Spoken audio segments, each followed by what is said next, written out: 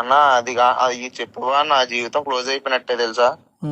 మన నవీన్ రామ్ సింగ్ అన్న ఆ పేరు చెప్తే జీవితాలే తగలబడిపోతాయి అనుకున్నాం. కరెంట్ కూడా పోయింది. ఇక్కడ ప్లే చేస్తున్నాను, అది వినండి. విన్న తర్వాత మాట్లాడదాం. అన్న నాకు అది కాదు, ఇంకోటి పెయిడ్ కూడా చెప్పలేదు కదా నువ్వు.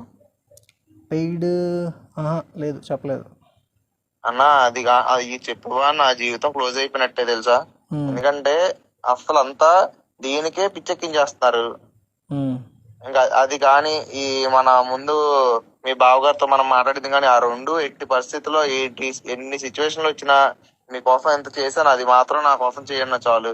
ఎందుకంటే మొత్తం అందరితో గొడవ అయిపోతుంది. అంటే ఇప్పుడు మీ వాయిస్ రికార్డ్ బయటికి రాకూడదని చెప్పి గొడవకు దిగాను వాళ్ళతో. వాళ్ళు అంటు తగులుకున్నారు. ఒక 5-10 lakhs ఉంటుంది అన్నాను. నా ఒక్కడిగా? మీకు ఒక్కడికి కాదు, అలాగా ఇంపాక్ట్ గురిలోకి వేయించింది. ఓకే.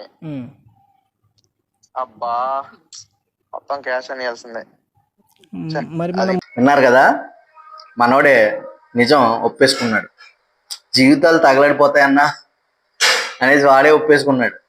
సో దయచేసి ఇలాంటి గొర్రెల్ని సపోర్ట్ చేయకండి. మంచి చేశాడు, ఎలా చేశాడు, ఆ మంచిలో కూడా ఎంత స్కామ్ ఉంది అది కూడా బయటకు రావాలి. ఇంకా ఏంటంటే గవర్నమెంట్ చేపిస్తుంది ఇదంతా నా మీద, నేను గవర్నమెంట్ని వద్దన్నాను కదా అనేసి అంటున్నాడు. గవర్నమెంట్ని గెలికావు, ఇప్పుడు నిన్ను వాళ్ళకి గెలుపుతారు. సో దయచేసి ఇలాంటి పనికిమాలిన వెధవల్ని నమ్మడం మానేసి మిమ్మల్ని మీరు నమ్మండి. ఏదైనా జెన్యూన్ పర్సనా కాదా అని చెక్ చేసుకోండి 10కి 10 సార్లు ఏదైనా మనం చేసేటప్పుడు. సో దయచేసి అలర్ట్గా ఉండండి. ఎందుకంటే మీరు కష్టపడి సంపాదించుకున్న సొమ్ము అది. ఇందులో పేరెంట్స్ ఇన్వాల్వ్మెంట్ కూడా ఉంది. అంటే పేరెంట్స్ని కన్విన్స్ చేశాడు మనోడు. పాపం వాళ్ళ బాబుకి ఏదోలాగా అమౌంట్ కావాలి, ఇంత అమౌంట్ అరేంజ్ అవుతుందా లేదా అన్న దృష్టిలో మేబీ వాళ్ళు యాక్సెప్ట్ చేసి ఉండొచ్చు. బట్ ఏంటంటే ఈ ఫ్రాడ్ అంతటికి పునాది మొత్తం స్క్రిప్ట్ అన్ని మన నవీన్ బాబే. సో దయచేసి ఎలాంటి పనికిమాలిన వెధవల్ని రోడ్డుకి లాగండి.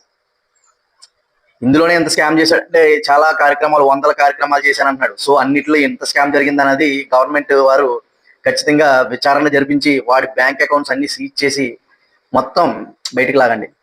Thank you.